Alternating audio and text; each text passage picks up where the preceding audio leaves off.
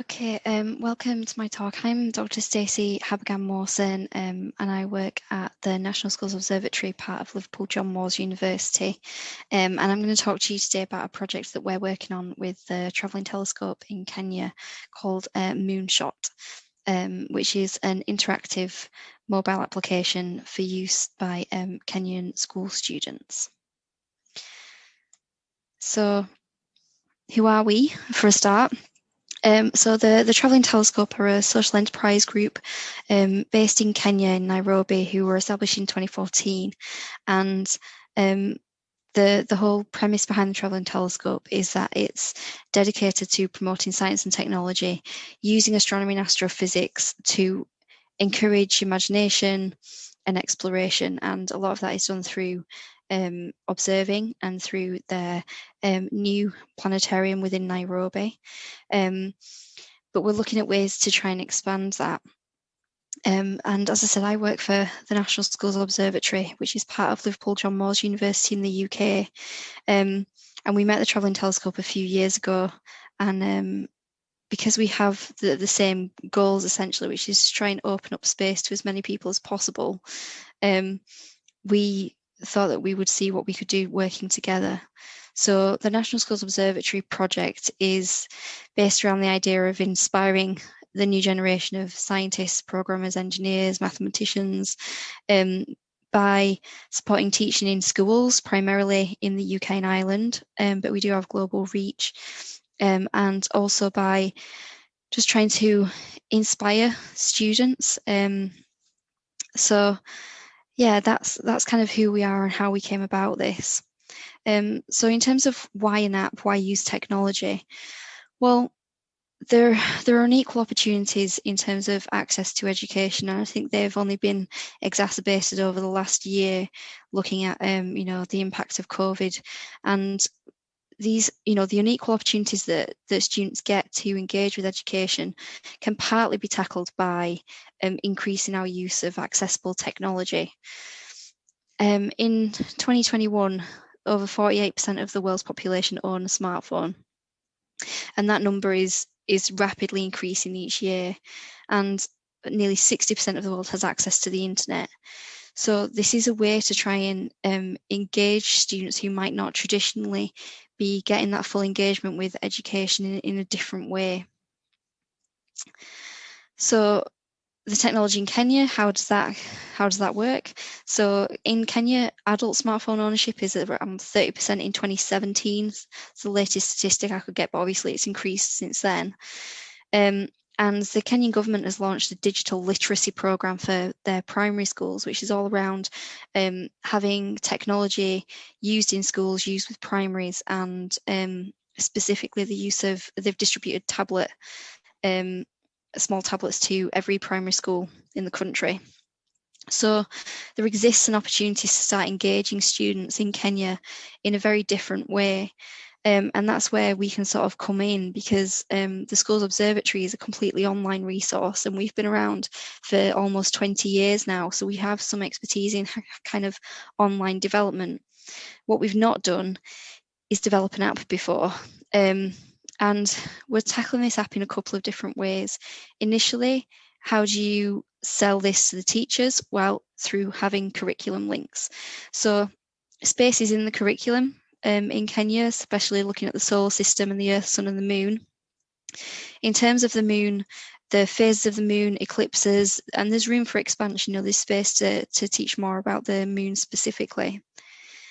And the big thing is, even though all of these primary schools in Kenya now have tablets for the students to use, in a lot of these locations, especially the more remote locations, these smart devices do not have reliable internet access. The internet can drop out quite a lot. So it's important for us to think about how if we develop an app, it can truly be used in a school without reliable internet access. And what you can see on the right-hand side there is just a bit of a screenshot of the app as it stands now. And this is the Explore section, which tells, it has a whole bunch of kind of information, articles about different aspects of the Moon. So how do we engage the students? Well, partly through accessibility, and this is why we chose the moon as a topic for this app. It's conspicuous. You can see it at night, doesn't matter where you are. You can see it in inner city Nairobi, you can see it in rural Kenya, and it is always the most dominant feature of the night sky. And we can connect learning about the moon to local culture and the environment. We can do connections to the different migratory patterns of animals. We can do connections to the tides and fishing and accessibility. So it's a nice topic to try and launch off to get students interested in space.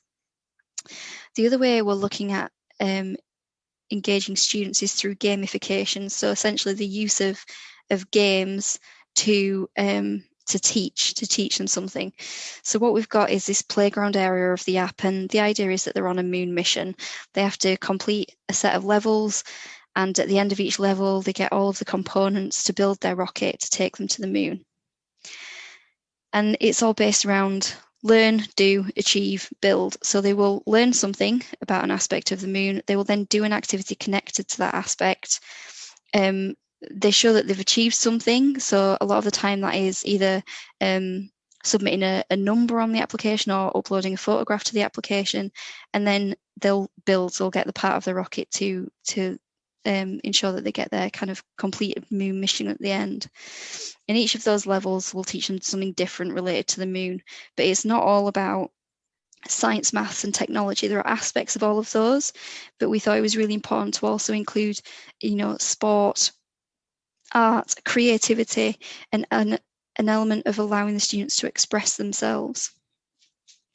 And finally, this connection. So, the students can all choose an avatar. They have the ability to share the things that they do on social media platforms.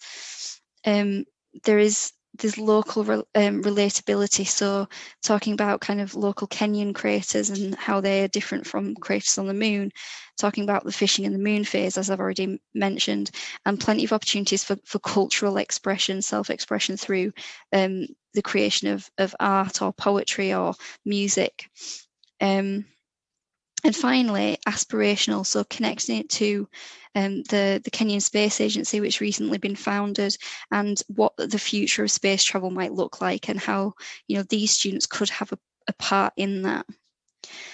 So this is how we're designing the app. The app itself right now is still in the relatively early stages of development, but you can see a couple of the things that we've got here. It's not all about the explore information section and the playground, where they've got this gamification side to the app.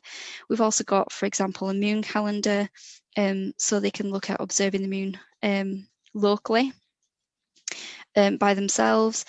But the other thing that we're doing is one of the biggest selling points of the National Schools Observatory is that we provide schools around the world with time on the Liverpool telescope, which is the world's largest fully robotic telescope, and it sits in La Palma in the Canary Islands.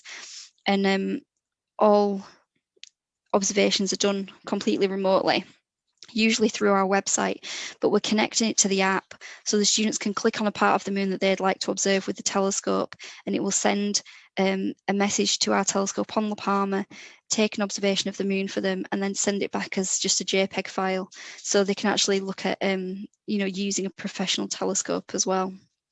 So there's a lot of emphasis on observing, getting students out, getting them looking at the night sky, connecting with the skies above them, and there's the ability in the future for the app to be translated as well. So this is something that we can think about doing in the future with some of the local Kenyan dialects or anywhere else in the world to try and translate this application. And as I said, the ability for the app to mostly work offline. Connecting to our telescope is something that would need internet access, but most of the other information will be static. Once you've downloaded the app, it will just be there, so you're not relying on having internet connection. So we're hoping to launch the app around June for testing with local schools, and then launch it sometime in July. We're still finishing it at the moment using a developer that we've hired out in Kenya. But I just thought we'd tell you a little bit about what we've been doing, and hopefully it's of interest to some people that might decide to kind of follow this outfit. Thank you.